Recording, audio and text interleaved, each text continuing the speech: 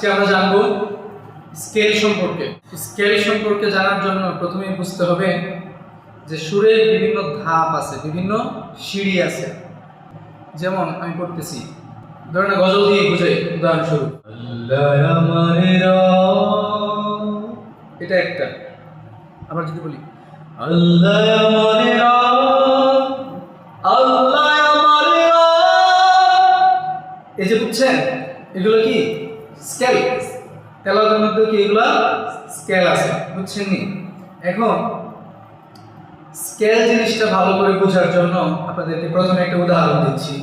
সেটা হচ্ছে, আপনি যদি একটা হাই পার্ট ধরতে যাবেন, ওই মুহূর্তে এই হাই পার্টের যে শুরুর অংশটা সেটা যদি হাই রাখেন, তাহলে আপনি হাই পার্ট সুন্দরভাবে রিলিজ করতে পারবেন না, দিতে পারবেন না ভালো করে, বুঝছেন?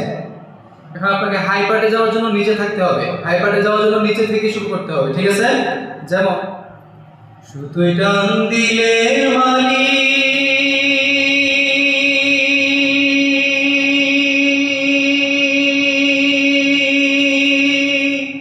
ও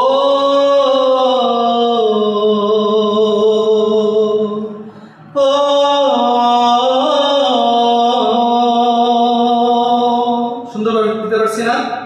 এখন যদি ধরতাম সুতোয় টান দিলে এরপরে যে হাই পার্ট আছে, ও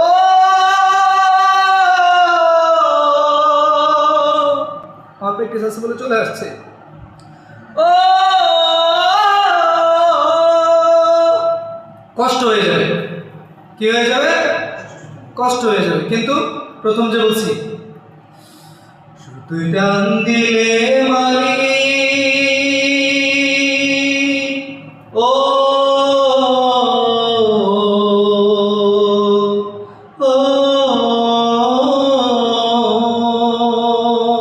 সুন্দরভাবে দিতে পারছি না, কারণ আমি ধরছি বই থেকে, নিচে থেকে, বুঝছেন? এখন এই স্কেলিংটা জানা লাগবে আপনাদের।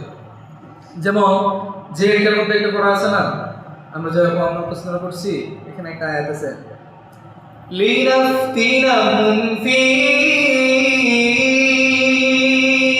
ওয়া মান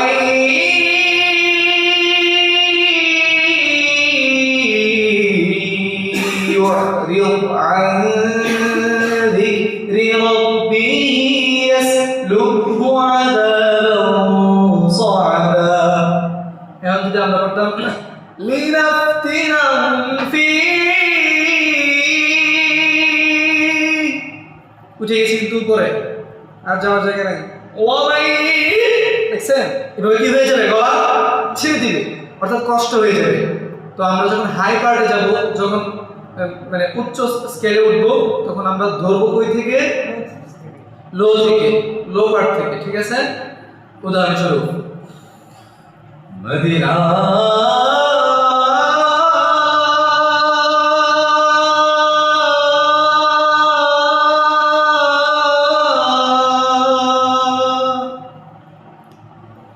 মদিনা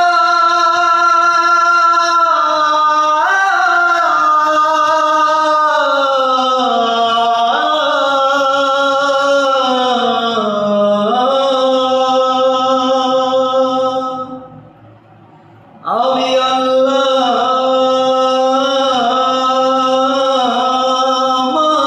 মাবুদের নামে ভাসাইলাম সাফিনা,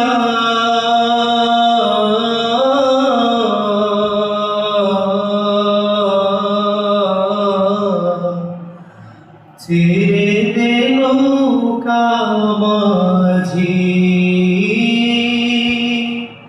যাব মদিনা। সুন্দরভাবে দিতে পারছি না? যদি আমি ধরতাম মদিনা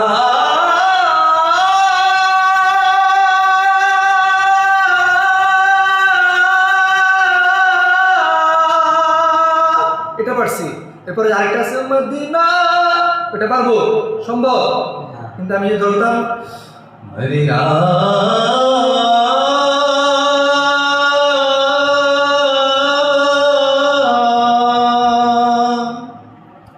মদিনা